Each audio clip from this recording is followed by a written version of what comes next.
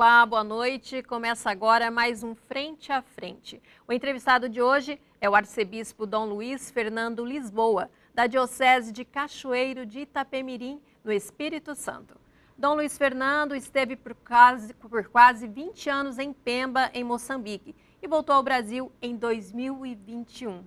Boa noite, Dom Luiz Fernando, tudo bem? Boa noite, Rosana. Tudo bem, graças a Deus. Quantas memórias missionárias o senhor deve trazer na bagagem, né? Muitas memórias. Algumas dessas memórias eu registrei num livro, Rosana.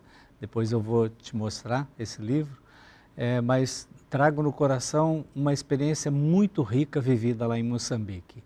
E toda a oportunidade que eu tive de ficar lá, fiquei quase 20 anos, sendo 7 anos e meio como bispo daquela diocese. Cresci muito como pessoa, como ser humano, aprendendo da cultura, aprendendo de tudo aquilo que o povo lá ofereceu. Eu mais aprendi do que colaborei. Tenho certeza disso. Cresci muito lá. Uhum. E o programa está só começando. Você que está em casa pode participar. É só apontar a câmera do celular para o QR Code que aparece aqui na tela e enviar a sua pergunta. Quem participa conosco aqui é a jornalista Luciana Martins, que espera pela sua pergunta. Boa noite, Luciana. Boa noite, Rosana. Uma ótima noite a todos. Boa noite, Dom Luiz Fernando. Bom, já que então vamos começar o programa, eu queria saber, Dom Luiz Fernando, se para ser missionário é necessário se despojar de conceitos para chegar num outro ambiente, numa outra cultura, numa outra tradição e fazer essa transição, porque a gente carrega, né, o que é certo, os nossos conceitos. Como trabalhar isso para ser missionário? Obrigado por essa pergunta, Luciana. Em primeiro lugar, é importante entender que missionários somos todos que somos batizados. Todo batizado é missionário. É verdade, na relação com o outro, é preciso sempre um cuidado, porque o outro é diferente, pensa diferente, tem uma cultura diferente, é de família diferente. Então é preciso muito cuidado nessa relação. Saber respeitar, saber ouvir, saber como falar, entender que você, como missionário, não é aquele que só ensina, você também aprende. Não é aquele que só leva, mas é aquele que também recebe, que traz.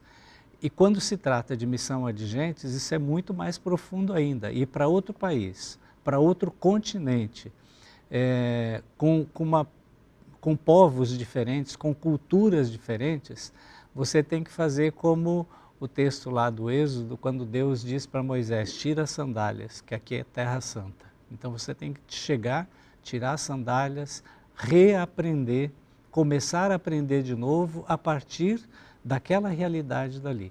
É claro que o que você leva é importante, a sua bagagem é importante, mas é preciso respeitar o caminho que o outro faz, a cosmovisão que o outro tem, para que você possa, então, num diálogo entre culturas, poder aprender e também dar aquilo que você tem.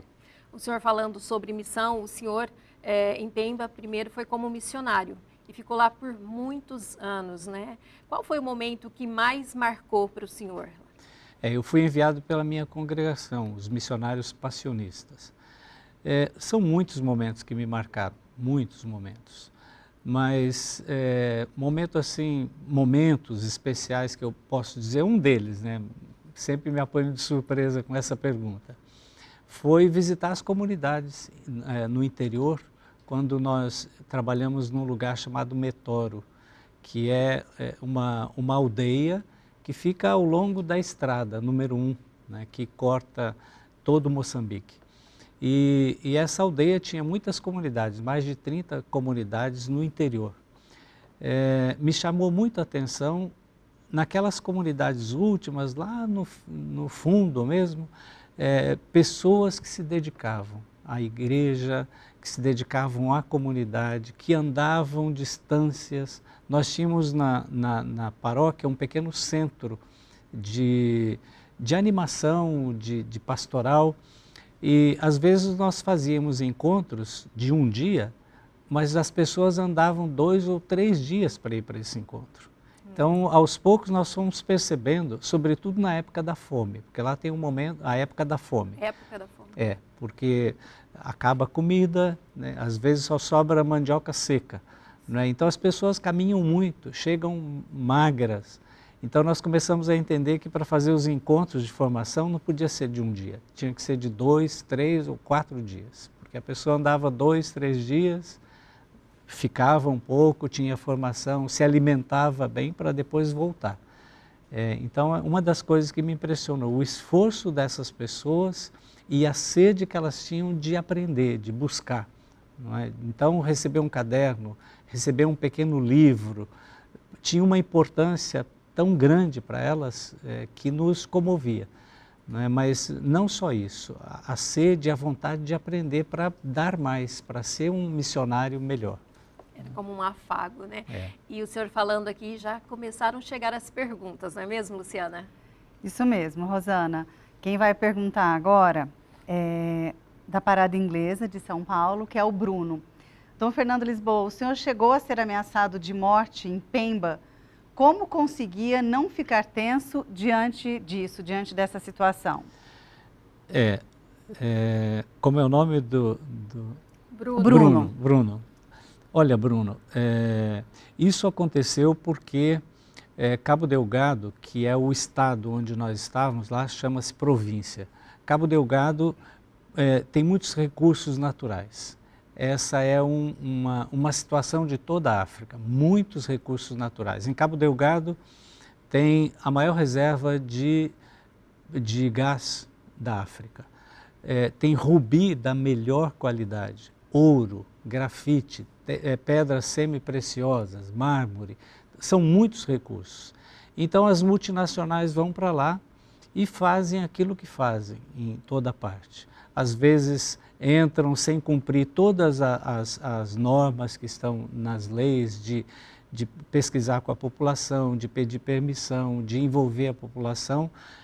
Então chegam muitas vezes, vão expulsando as pessoas dos seus lugares e vão tomando conta. Então as pessoas são enxotadas das suas casas, das suas terras e vão viver de uma maneira pior do que estavam. Então nós começamos a denunciar isso, não é? A denunciar essa situação. E aí começaram a surgir pessoas que foram estudar fora e voltaram como insurgentes que começaram a oprimir a população, a matar um, a matar outro, até que isso virou uma guerra. E nós começamos desde o começo alertando o governo, olha, tem uma situação aqui, é preciso resolver. Nós estávamos na região mais pobre do país. E o governo não quis levar em conta, diziam que era guerra, era problema entre religiões, e não era isso, era por causa dos recursos naturais. E essa guerra ela foi se intensificando até chegar a 1 milhão de pessoas deslocadas. Da região norte, onde estavam os principais problemas, toda essa população foi obrigada a descer para o sul da província, para o centro e para a capital, Pemba. E nós denunciamos isso desde o começo. O governo não queria que falássemos que havia guerra, porque ficava mal para o país se isso saísse para fora. E nós falávamos para fora, dávamos entrevistas, até que o Papa começou a rezar por Cabo Delgado. Até que o Papa, digamos, entrou nessa situação e ele internacionalizou a guerra. E aí a situação começou a se agravar porque fontes do governo, pessoas ligadas ao governo, jornais ligados ao governo começaram a atacar a igreja, atacar o bispo, né, como forma de tentar nos calar. Como isso não aconteceu, de nos calar, e o Papa, ele apoiou totalmente. Em 2019, houve um dia que ele me ligou. O Papa Francisco ligou diretamente, depois chamei a imprensa, coloquei isso para todo mundo, o Papa ligou, disse que está conosco, está rezando por nós, mandou uma bênção. Então isso incomodou muito o governo. E então esses ataques começaram a surgir, ameaças, até que Bruno foi proposto então que eu viesse para o Brasil, eu já estava lá há bastante tempo, como forma de preservar não é, a vida, porque o próprio Papa Francisco acabou dizendo, olha, é preferível que você fique vivo e continue o seu trabalho, porque, de fato, o governo que está no poder em Moçambique, o partido está há 50 anos, não é, no poder.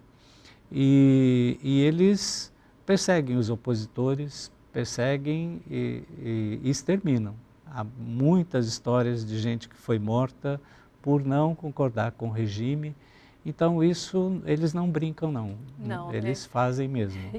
Então achou-se por bem que eu devia sair, que eu devia primeiro sair um pouco do país durante um tempo e depois ser transferido. E como que foi receber essa ligação do Papa Francisco? Foi um verdadeiro susto. Eu estava, era 11h30 da manhã mais ou menos, eu estava no meu escritório conversando com um seminarista. E aí tocou o telefone, o meu telefone era um número estranho, eu achei que era de alguma operadora de telefonia, deixei de lado. Tocou outra vez, eu até me incomodei, peguei de novo, deixei o celular. Tocou a terceira vez, eu falei, deixa eu atender, porque aí para de perturbar, né? Quando eu atendo, Dom Luiz Fernando, aqui é o Francisco. Eu achei que era um bispo Francisco com quem eu tinha falado uma semana atrás, da Espanha. Ele disse, é o Francisco de Roma, né? Bispo de Roma. E aí foi um susto, né? Foi um susto e aí depois ele falou, disse que estava conosco, que estava dando apoio, que estava rezando, que abençoava o povo de Moçambique. Então foi muito importante naquele momento. O Papa foi muito presente e é até hoje. Depois dessa ligação, ele nos colocou em contato, né, e disse que a gente podia dizer o que precisava para ele apoiar. Depois ele mandou um recurso, mandou $100 mil. E com esse recurso nós conseguimos, com outros apoios, construir 2 hospitais, né, para atender justamente a população que ficou deslocada, onde havia mais gente deslocada, que não tinha os recursos necessários, então construímos 2 hospitais. Tá certo. E a gente vai chamar agora então a Luciana Martins, que tem mais perguntas, né, Luciana? Isso mesmo, Rosana. A Carmen da Moca, Dom Fernando, ela quer saber se o senhor pediu para deixar Pemba ou o Papa que o fez sem o seu pedido. Olha, na verdade, primeiro foi pedido que eu saísse um tempo de Moçambique, que eu ficasse 3 ou 4 meses fora, porque as ameaças continuavam. E eu, então, disse com todo respeito ao núncio que eu sairia um mês, que eu viria ao Brasil para férias e para fazer alguns exames. E então o núncio disse assim que quando eu viesse ao Brasil, que eu passasse pela Itália, pelo Vaticano, que o Papa queria falar comigo. Eu disse, tá bem, então eu passo, programo minha viagem. Isso foi em 2020, dezembro de 2020. No dia seguinte o núncio me liga outra vez e disse assim, olha, é para você passar não na volta, pelo Vaticano, na ida para o Brasil. Então eu tive que mudar os planos e fui falar com o Papa. E aí que o Papa então fez essa proposta. Ele não me obrigou, ele disse que seria melhor assim. Não é? E então eu disse a ele, o senhor diga o que é que eu devo fazer e eu vou obedecer. Ele disse não, nem eu vou dizer, nem você vai decidir sozinho. Vamos pedir que o Espírito Santo decida. Vamos rezar. Você vai rezar, eu vou rezar. E aquilo que o Espírito Santo orientar, você vai fazer e eu vou apoiar. Dom Luiz Fernando, e nós estamos aqui falando sobre Moçambique. Lá, se não bastasse os conflitos armados, aconteceu agora também um ciclone. Como que esse povo consegue sobreviver a tudo isso? Olha, essa é uma pergunta difícil, né, mas é importante nesse momento. Eu agradeço, Rosana. No domingo passado, Moçambique, a região norte de Moçambique, Cabo Delgado e Nampula, mas especialmente Cabo Delgado, sofreu um ciclone chamado Chido, ciclone Chido. E esse ciclone entrou arrasando, não é, com tudo. Em 2019 teve outro ciclone chamado Idai, eu estava lá ainda. Naquele momento nós tínhamos a guerra, teve o ciclone e em seguida veio a pandemia. Então 3 coisas difíceis, né? E agora estamos em guerra, lá em Cabo Delgado, mas o país está numa convulsão social porque dia 9 de outubro houve as eleições. Mais uma vez as eleições foram fraudulentas, ou seja, teve fraude. Até agora não foi proclamado o resultado, está para ser proclamado dia 23 agora, mas o povo não aceitou o resultado, já morreram cerca de 200 pessoas, né, por causa que foram se manifestar e a polícia matou, e dia 23 vai ser proclamado. Nós estamos muito preocupados, os bispos acabaram de escrever uma carta de Natal pedindo diálogo, pedindo entendimento, pedindo para que se respeite a vontade do povo. Então, vivendo a guerra em Cabo Delgado, convulsão social no país e agora veio esse ciclone que veio arrasando. Escolas tiveram os tetos arrancados, hospitais, casas de religiosos, religiosas, dos padres e a casa da população. Milhares de casas, porque são casas muito simples, feitas de bambu, barro e palha. Então um vento muito forte de 200 quilômetros por hora vai arrancando tudo. Então nesse momento nós movemos uma grande campanha aqui no Brasil, envolvendo a CNBB, a Caritas Nacional, as Pontifícias Obras Missionárias, a Conferência dos Religiosos do Brasil, uma conta única para nós ajudarmos o povo, porque a igreja nesse momento lá só trabalha com os refugiados, com os deslocados de guerra, a igreja de Pemba. E agora com esse ciclone, mais ainda precisa de apoio e de ajuda. O senhor falando aí, né, a gente pensa como pode, né, um país com tantas riquezas naturais e tanta pobreza ao mesmo tempo. Exatamente, é uma incoerência, né? Incoerência. E a gente tem mais perguntas, né, Luciana? Isso mesmo.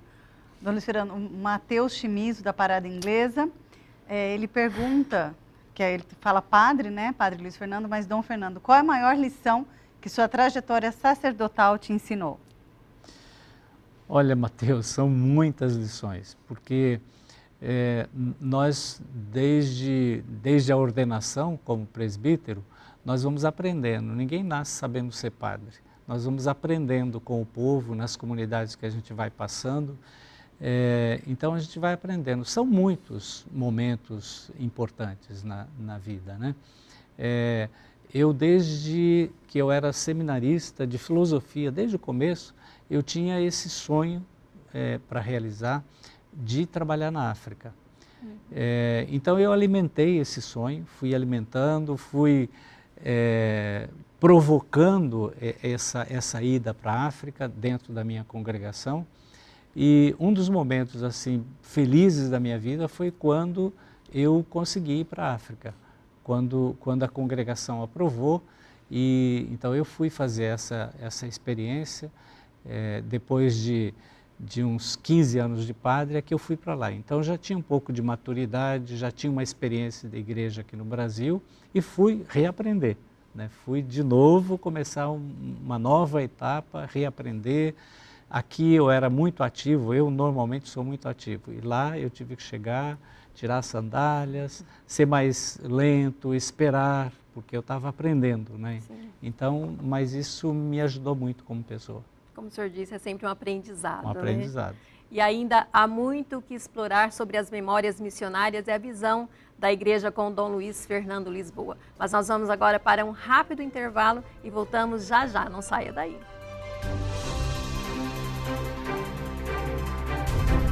Estamos de volta com Frente a Frente. Você que está nos acompanhando pode participar enviando sua pergunta para Dom Luiz Fernando, da Diocese de Cachoeiro do Itapemirim. É só apontar o celular para o QR Code que aparece aqui na tela. Dom Luiz Fernando, o senhor tem um livro aí recém-lançado, Memórias Missionárias em Cabo Delgado. O que motivou o senhor a escrever este livro? Então, aproveito para passar para você e para deixar aqui na Rede Vida. Olha, esse livro, Rosana, na verdade, foi um pedido de várias pessoas que queriam que eu contasse um pouco a experiência toda, porque eu, desde que fui para a África, eu falo muito da África, né? Eu costumo dizer, como muita gente diz, que eu saí da África, mas a África nunca vai sair de mim. Sim. Não é? Então, contar as experiências que eu tive lá Se eu tivesse que sentar para escrever o livro, acho que não faria. Quando eu conheci algumas pessoas da área de história da África, né, professores, eles começaram a me cobrar que eu devia fazer isso, pelo bem dessa disciplina de história da África. Então, apoiado por uma professora, Patrícia Teixeira, que é doutora em História da África, escreveu muito sobre o Sudão. Eu participei de um congresso com ela sobre História da África na Arquidiocese do Porto, em Portugal. E a partir dali, então, ela insistiu com esse livro e para facilitar, disse que colocaria os alunos dela e ela mesma fazer entrevistas comigo para que depois pudesse sair o livro. E assim fizemos. Fizemos entrevistas, várias entrevistas, depois eles digitaram tudo e me passaram para eu transformar. Me deu mais trabalho do que se tivesse sentado para escrever, mas se não fizesse assim, não teria saído o livro. Então, no livro eu conto um pouco a história, desde a minha ida para lá, como é que foi a ida e as experiências que eu passei lá, algumas delas, né? E depois falo da guerra e da transferência para cá. É um livro, saiu primeiro o e-book, agora em outubro, e esse aqui por várias universidades. Né? 182 páginas. 182 páginas. Universidades do Amazonas, do Rio de Janeiro, universidades federais, do Rio Grande do Sul, de São Paulo, são várias universidades que estão aí. E agora em janeiro vai sair uma outra edição pela CNBB, pela editora CNBB. Esse aqui, na verdade, só saíram 50, eu vou deixar um aqui na Rede Vida, né? Sim. E agora, em janeiro, vai sair pela edição CNBB, pela editora CNBB, e aí nós vamos poder levar e vender. E a venda desse livro vai ser para enviar para Cabo Delgado, para algum projeto social que o bispo lá vai decidir. Este livro aqui que o senhor vai deixar vai para o nosso conselheiro da Rede Vida, que é o Luiz Antônio Monteiro, que eu tenho certeza que ele vai ficar muito contente. De coração, diga para ele que eu deixo o livro para ele. Tá Isso bom? mesmo. A Luciana tem mais participação agora de Lagoinha, Luciana. Isso, Rosana, é o Tiago Felipe de Lagoinha. Ele pergunta, Dom Fernando, qual o maior desafio que o senhor já enfrentou na missão e qual a sua maior realização? E falando em missão, antes do senhor responder essa pergunta, a Joana, Débora Joana, de Cachoeiro do Itapemirim, ela está parabenizando o programa e está dizendo que o senhor é um verdadeiro missionário de Jesus Cristo e está te mandando um abraço. Obrigado, Débora. Um abraço para você também, para a sua comunidade, para a sua paróquia. Então, a pergunta sobre o maior desafio. São muitos os desafios. Numa terra como Cabo Delgado, onde há tanta riqueza humana, sabe? Pessoas que se dedicam a sua vida para a igreja e nas comunidades, eu penso que um dos desafios é mesmo conseguir trabalhar e dar formação para aquela gente, não é? Eu penso que o que eles mais precisam é formação. Eles trabalham muito, se dedicam, então um dos maiores desafios nossos lá é a formação. E a outra coisa, alegrias, né? A pergunta? Isso. Isso. Mais marcou. O que mais muitas marcou? coisas me marcaram, muitas coisas.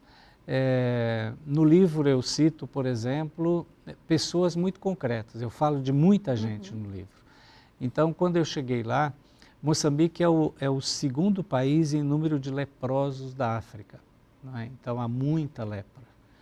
E um dos trabalhos que nós fazíamos era, nas comunidades, ir ao encontro dessas pessoas, falar sobre a lepra, sobre mancha que aparecesse no corpo, para incentivar as pessoas para fazerem o tratamento, porque havia tratamento. Então, pela falta de saneamento que existe lá. Exato. Então, um dos melhores catequistas que eu conheci na minha vida chamava-se Lopes. Eu falo dele no livro. Ele não tinha nem um dedo da mão, nem um dedo dos pés. Mas ele andava de bicicleta, ele capinava sem dedos, né? Você pode me perguntar como? Só vendo mesmo. Ele dançava, andava de bicicleta sabe? Era o melhor catequista que nós tínhamos. Então, uma pessoa como o Lopes me deixava envergonhado, não é? E deixava muita gente, porque ele era uma pessoa cheia de vida, tinha aquela situação, porque tinha perdido, já não tinha mais lepra, mas já tinha perdido, fez o tratamento, mas era uma pessoa alegre, que dançava, que trabalhava, que andava de bicicleta e que era catequista, entendeu? O melhor catequista que nós tínhamos naquela época. Então, conhecer pessoas assim, e eu falo de muitas outras no livro, engrandece a gente, enriquece, não tem preço. E o senhor falando aí, a característica daquele povo é o sorriso no rosto, a esperança, né? Isso Sim. É uma característica própria. Sim, eles têm tão pouco, vivem com tão pouco, mas têm alegria de viver. Como eu te dizia antes, receber um caderno, uma caneta, um livro pequeno que seja, isso era de uma alegria impressionante, ficavam maravilhados. Então, com tão pouco, eles eram muito mais tranquilos, serenos do que nós. Dom Luiz Fernando, e nós temos mais participação aqui, o pessoal está participando. Isso mesmo, Rosana, é o Lúcio de São Miguel Paulista. Ele pergunta como celebrar a missa mantendo o rito romano na África, em regiões com musicalidade e culturas tão distantes de Roma. Pois é, Lúcio, aqui essa pergunta é muito boa e eu te agradeço. Na África, o povo tem a música, a dança, o teatro, a representação no sangue, né? Se você encontra 4 crianças indo para a escola, elas podem estar cantando a 4 vozes. Você fica impressionado, mas ensaiaram? Não. Eles têm no sangue a música. Sim. Então, nas comunidades, eles cantam, fazem vozes, as mulheres, os homens, as crianças, uma coisa impressionante. E aqui, se nós celebramos uma missa de 1 hora, é muito. Tem gente até que reclama. As missas lá podem durar 2, 3, 4, 5 horas. Eles cantam tudo, dançam, não é? Sem nenhum problema, celebra-se o rito romano, mas adaptando aquela região da África, não é, que tem isso, que tem isso no sangue, a dança, a música, cantam, as celebrações são muito festivas, mas nos momentos do silêncio, de pedir perdão, também se respeita, não é barulho o tempo todo, não. É bem dentro da liturgia, mas uma celebração muito alegre. Por isso que eu gostaria de ligar. Quando se faz uma celebração da comunidade afro-brasileira aqui, não é? É claro que a celebração vai ser mais animada, vão trazer ofertório, porque é assim na África. Então, os afrodescendentes aqui fazem uma celebração também mais alegre. Isso não mancha a liturgia, não tem nenhum problema. O Papa Francisco, há alguns anos atrás, fez no Vaticano, na Igreja de São Pedro, o rito congolês. Não é? O rito congolês, que também é todo dançado, celebrado de uma maneira bonita. Não é? Então, não tem nenhum problema adequar o rito romano às realidades várias, seja dos indígenas, seja dos povos africanos, enfim. Dom Luiz Fernando, sobre a pastoral, a pastoral dos brasileiros no exterior, qual que é a importância dessa pastoral e como que é a formação aqui no Brasil? Então, nós temos na CNBB 12 comissões. 12 comissões. Uma das comissões é a Comissão de Ação Missionária e Cooperação Intereclesial. E nessa comissão somos 4 bispos e 2 assessores, um padre e uma irmã. E nessa comissão, além de outros trabalhos, por exemplo, projeto Igrejas Irmãs, né? Igrejas que se ajudam dentro do próprio Brasil. Então, uma igreja aqui do Sudeste, que é a igreja irmã de uma igreja do Norte, por exemplo. Faz o intercâmbio. Faz o intercâmbio de dons, de pessoas, etc. Então, outro trabalho dessa comissão é a cooperação intereclesial entre igrejas. Por exemplo, nós do Brasil temos uma cooperação com Timor-Leste, que fica em outro continente. Temos cooperação com a Igreja de Moçambique, temos cooperação com Guiné-Bissau, na África. Então, Que tipo de cooperação? Com essas igrejas, Guiné-Bissau e Timor-Leste, concretamente, enviando professores. Para Timor-Leste, a PUC do Paraná nos ajuda enviando professores já há mais de 10 anos. Primeiro para cursos de graduação, filosofia e teologia, e agora uma segunda parte do projeto que nós estamos construindo agora, para pós-graduação. Vamos mandar professores para pós-graduação em teologia lá no Timor, porque de lá já vieram mais ou menos de 15 a 20 padres estudar aqui, fazer mestrado. Nossa. E 3 doutorados. E outro trabalho é a PBE, que é a Pastoral com os Brasileiros no Exterior, também é dessa comissão. E dessa pastoral eu fiquei como bispo referencial. Nós temos cerca de 5 milhões de brasileiros no exterior. Só nos Estados Unidos, 2 milhões. E nos países da Europa, na Ásia, na América Latina, espalhada por toda parte. Então, qual o trabalho dessa pastoral? É apoiar os brasileiros que estão lá no exterior, enviando padres para que trabalhem com essas comunidades brasileiras. Em setembro, eu fui aos Estados Unidos, visitei várias comunidades de brasileiros, celebrei, por exemplo, com uma comunidade com 900 brasileiros. Nossa. Nós fizemos no dia 14 de setembro a entronização da imagem de Nossa Senhora Aparecida no Santuário Nacional de Washington. Sim. Estavam mais de 5 mil brasileiros. É impressionante. E as comunidades brasileiras nos Estados Unidos estão revigorando as comunidades norte-americanas, estão ajudando. Não é? Então, é trabalhar com padres, enviar missionários para lá que possam atender essas comunidades. De lá, eu fui para a Argentina.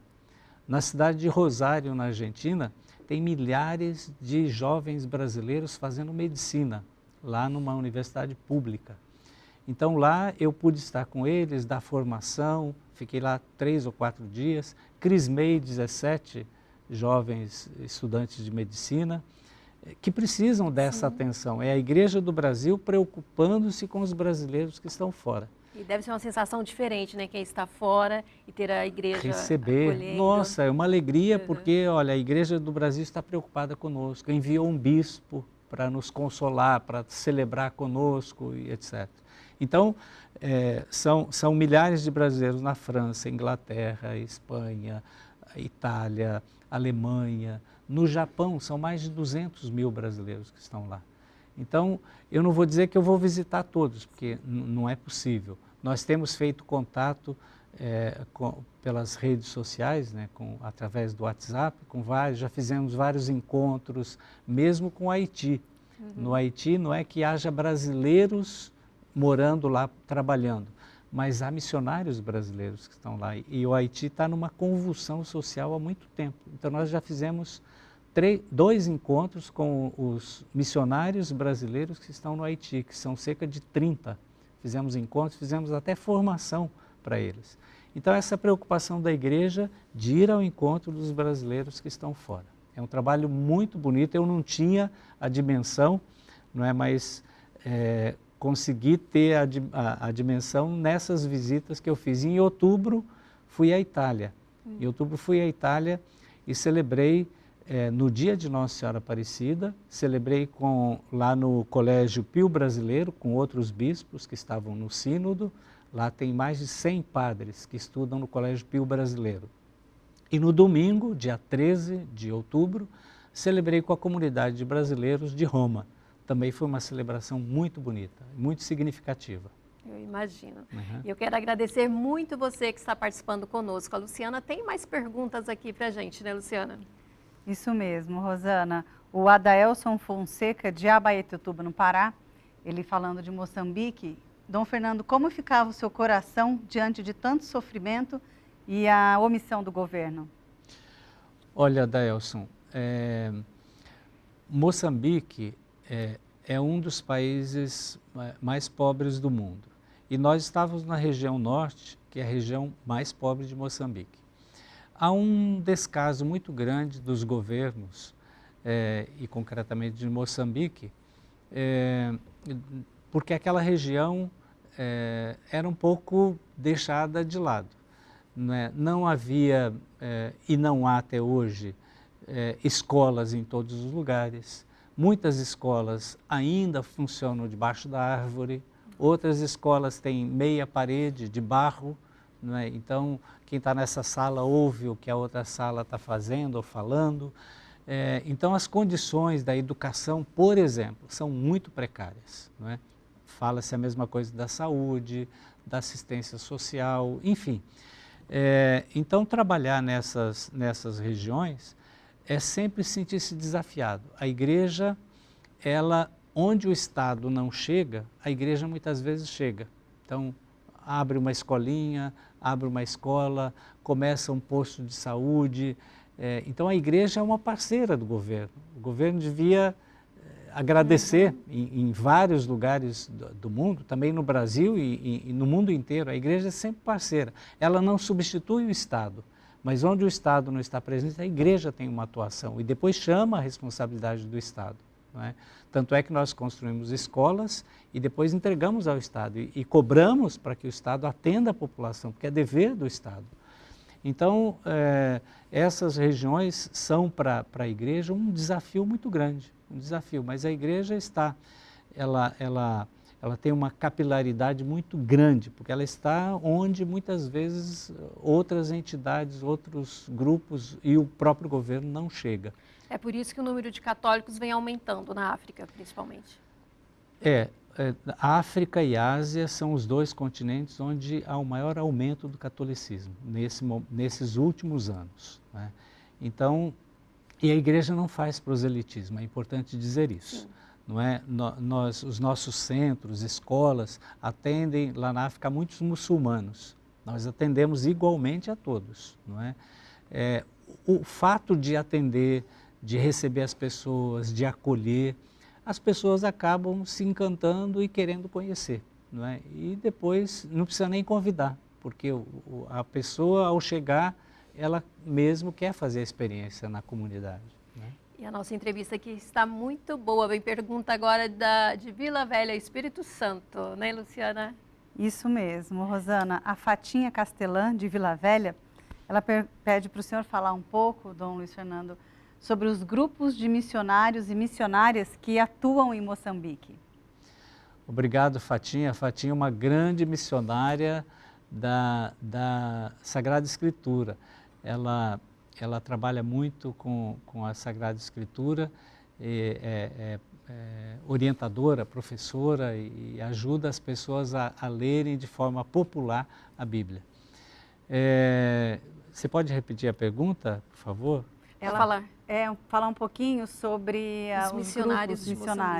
Olha, Fatinha, você foi lá já e conheceu, ela já esteve em Moçambique, aliás, era um sonho dela também ir para lá. Uhum. Nós, depois que fomos lá para Moçambique, chamamos, mas não só porque nós chamamos, há muito interesse de ir para a África. Nesse momento, o maior grupo de missionários estrangeiros em Moçambique é de brasileiros. Lá tem missionários da Itália, da França, de Portugal, de todo lugar, mas o maior grupo é brasileiro. Na Diocese de Pemba, depois que eu fui como bispo, eu convidei vários grupos de missionários, de religiosos, de religiosas, mas também missionários leigos. O Regional São Paulo, por exemplo, que tem mais de 40 dioceses, o Regional São Paulo assumiu uma parceria com a Diocese de Pemba e mandou, de início, cerca de 12 missionários. Não é? Depois tivemos um outro acordo com a Arquidiocese de Braga, em Portugal. E eles assumiram uma paróquia lá e continuam mandando padres e leigos missionários. Assim, congregações que foram para lá. A própria CRB do Brasil foi para lá com uma comunidade intercongregacional, irmãs de congregações diferentes morando juntos. Não estão nesse momento, não é? Uhum. Mas há um sonho de voltar. Então, grupos vários de missionários, leigos, religiosos, religiosas, padres, que estiveram e que estão trabalhando lá em Moçambique e em várias dioceses de Moçambique, vários países da África. Né? Os brasileiros, que até uns anos atrás ficávamos chorando, não é? Porque não tínhamos gente fora, nós fomos evangelizados. Quantos estrangeiros vieram para cá, que trouxeram quanta coisa boa que nós temos e conhecemos e aprendemos. Então, a partir de Puebla, sobretudo, começamos a entender que nós tínhamos que dar da nossa pobreza. Então, nesse momento, há muitos brasileiros fora, trabalhando como missionários, mas podemos dar muito mais. Ainda há um déficit muito grande. Nós precisamos, todas as igrejas locais, as dioceses, terem consciência de que a igreja é missionária, que a missão adigentes é muito importante, missão além das fronteiras. Há as fronteiras existenciais, como diz o Papa Francisco, locais, mas é importante ter essa preocupação também de enviar, porque a nossa igreja tem que ser uma igreja em saída. Exatamente, o Papa Francisco tem insistido.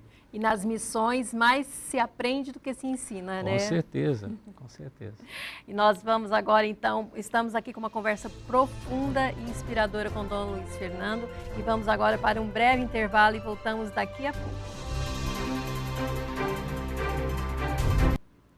E nós voltamos com Frente a Frente. Hoje estamos aqui com Dom Luiz Fernando Lisboa. Participe com a gente, envie a sua pergunta. Dom Luiz Fernando, como que foi para o senhor voltar para o Brasil e assumir a Diocese de Cachoeiro de Itapemirim? Quando o Papa me chamou, quando eu passei para falar com o Papa, logo me disseram que eu tinha 4 encontros com o Papa, com o prefeito do dicastério dos bispos, com o prefeito do dicastério da evangelização e com o secretário de Estado do Vaticano. Então, quando eu soube que teria com o dicastério dos bispos, eu já desconfiei que eu tinha uma transferência, né, aí. Então,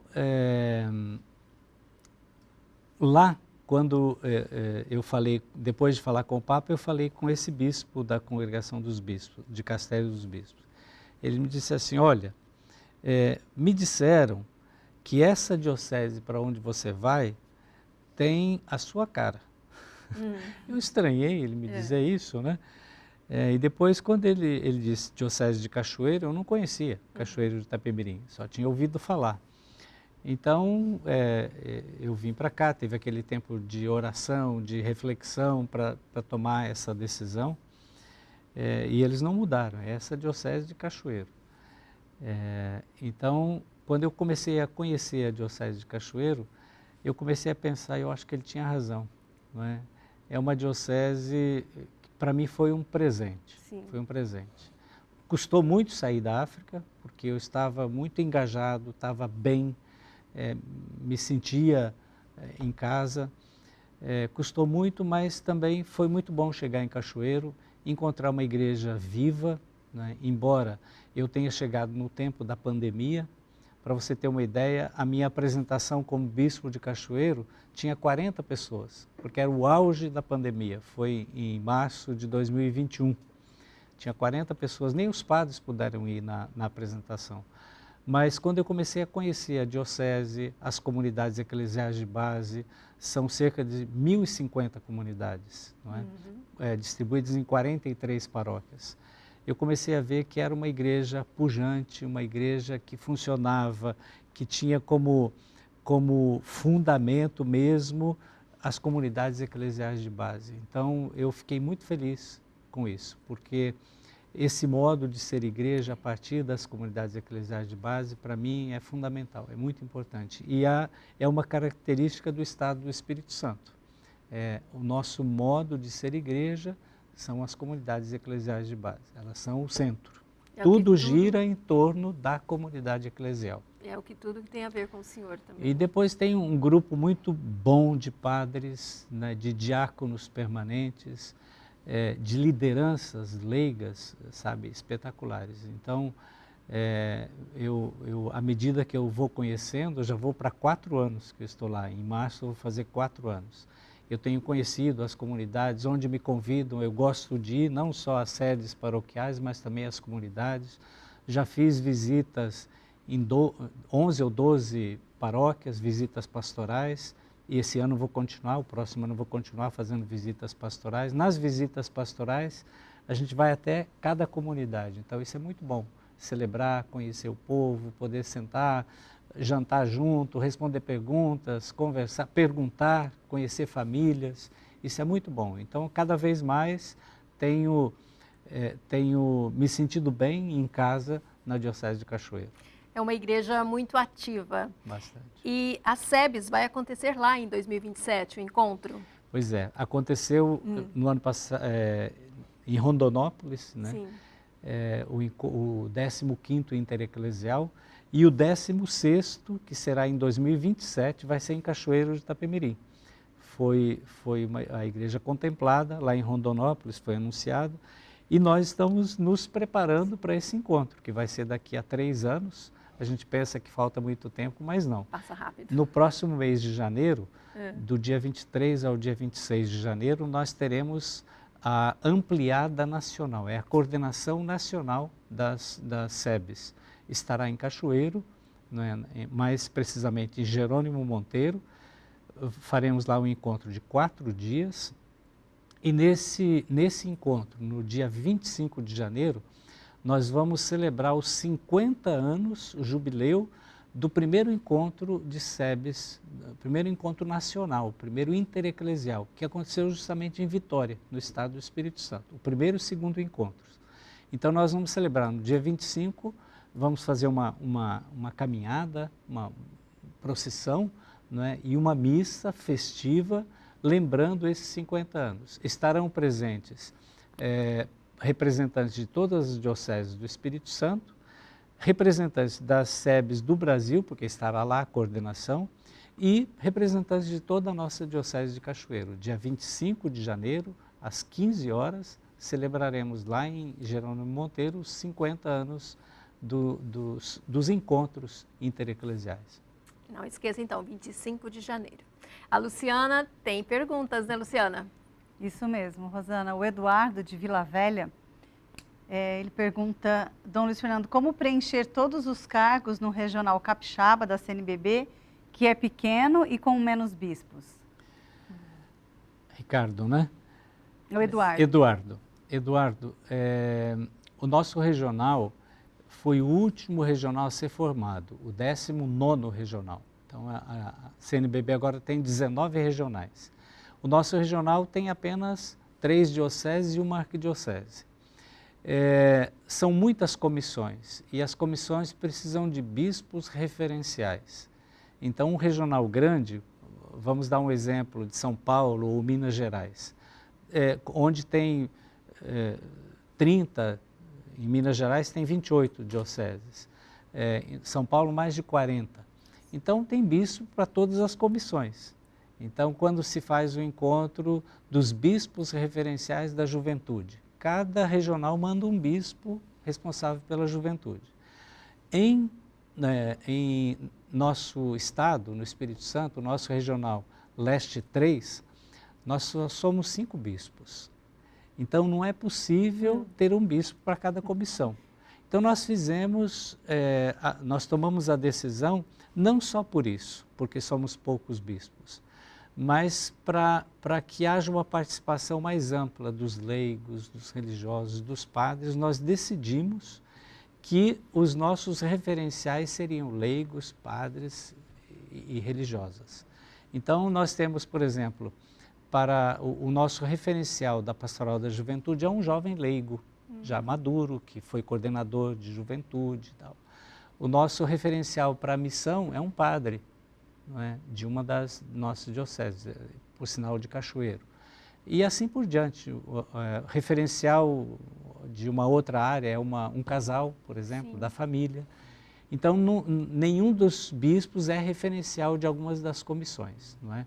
Nós apoiamos, tem um de nós que trabalha com todos esses referenciais, mas é uma maneira de ser uma igreja sinodal. Então, a própria CNBB, as comissões estão aprendendo a lidar com isso. Veio aquele padre, ele é referencial do Espírito Santo, então estão aprendendo a lidar um pouco com isso. Luciana. A Sônia Delgado, ela sempre acompanha o Frente a Frente, ela é professora em Catanduva. Dom Luiz Fernando, eu gostaria de saber se o senhor escolheu ir para Moçambique ou foi enviado por alguma autoridade eclesial. Sônia, quando eu quis, desde a adolescência que eu queria ir para a África, eu queria ir para a África, não tinha um país em especial. Por que foi Moçambique? Porque quando eu era padre novo, eu fiz um curso, um mestrado em missiologia, lá na Assunção, em São Paulo. Na Assunção, que agora é PUC, né? E nesse curso de missiologia eu conheci um missionário que fazia outro curso, não era missiologia, ele era moçambicano, era deoniano, da congregação dos deonianos. Então eu disse, olha, está aqui minha chance de conhecer mais sobre a África, e comecei a conversar com ele. E ele me disse assim, olha, tem um bispo nosso, deoniano, que é bispo em Moçambique, ele precisa muito de missionário na diocese dele, e ele está aqui em São Paulo fazendo um tratamento de saúde. Eu disse, onde que ele está? Me dá o endereço desse bispo. E eu conto isso no livro, eu fui visitar esse bispo com o meu provincial, convidei o provincial, eu era do conselho provincial, convidei o provincial, vamos lá visitar. E fomos, e esse bispo pegou no nosso pé, não, vocês têm que ir para Moçambique, eu preciso, minha diocese não tem, eu quero os passionistas lá e tal. E foi daí que surgiu essa possibilidade de ir para Moçambique. Então, 2 anos depois, eu fui para Moçambique, que foi o prazo que o provincial deu, e pronto, foi essa a escolha, acho que foi o Espírito Santo também que conduziu, Sônia. Que história linda que o senhor vem construindo. Nosso programa está chegando ao fim. Como forma de agradecimento, o nosso conselheiro da Rede Vida, Luiz Antônio Monteiro, deixou aqui esse diário bíblico, que é uma agenda para o ano de 2025, para os seus eventos importantíssimos aí. E gostaria que o senhor deixasse para nós uma mensagem para quem quer ser missionário, para o ano do jubileu, que vem chegando agora, o Jubileu da Esperança, para a gente encerrar o programa. Então, muito obrigado ao Luiz Monteiro pela agenda, por esse diário bíblico. Ele vai receber também o livro, né, que eu deixei. Então, eu queria, em primeiro lugar, agradecer o convite que me fizeram para participar desse programa. Participei com muita alegria. E eu queria dizer para todos, todos somos missionários, missionárias. Que cada um possa assumir sua missão lá na sua comunidade, na sua cidade. É importante lembrar que todo bom cristão é também um bom cidadão. Então, não sejamos comunidades, igrejas, pastorais fechados em nós mesmos, mas aprendamos a sair, a ser uma igreja missionária, uma igreja que vai para a rua, uma igreja que vai ao encontro dos outros. O Papa nos propõe o Jubileu da Esperança para 2025. São 2025 anos do nascimento de Cristo. Eu penso que, mais do que nunca, nós precisamos entender que celebrar a esperança não é ficar sentado de braços cruzados esperando que algo aconteça, que algo venha, não é? Mas nós temos que participar dessa construção. Cada um de nós, como cristão, como batizado, fazer parte, ajudar a construir uma sociedade melhor, um mundo melhor. Não participarmos de nada que desconstrua, de nada que seja mentira, de nada que provoque divisões, né? Seja na família, seja na sociedade, nas comunidades. Mas sejamos construtores de comunhão, construtores de justiça, construtores de paz. É isso que o Natal significa, o Deus da paz, o Deus da justiça, que nós possamos viver bem esse Natal e celebrar no dia 29, todas as dioceses do mundo inteiro, celebrar a abertura do Jubileu da Esperança. E que Jesus que vem ao nosso encontro mais uma vez, que Ele possa nos ajudar a conjugar o verbo esperançar, que nos coloca em movimento, que nos faz participar da construção de um mundo melhor. Amém. Luciana, obrigada. Muito obrigada, Rosana. Obrigada, Dom Luiz Fernando. Inclusive vieram perguntas do Brasil todo, que ainda não foi possível fazer, Osasco, Manaus, Cáceres, no Mato Grosso, Niterói, Teresina, mas elas serão encaminhadas a Dom Luiz Fernando. Uma ótima noite a todos. Muito obrigado a todos que participaram também. Isso mesmo, obrigada a todos que participaram. Frente a Frente volta na próxima sexta-feira. Um beijo grande e até lá.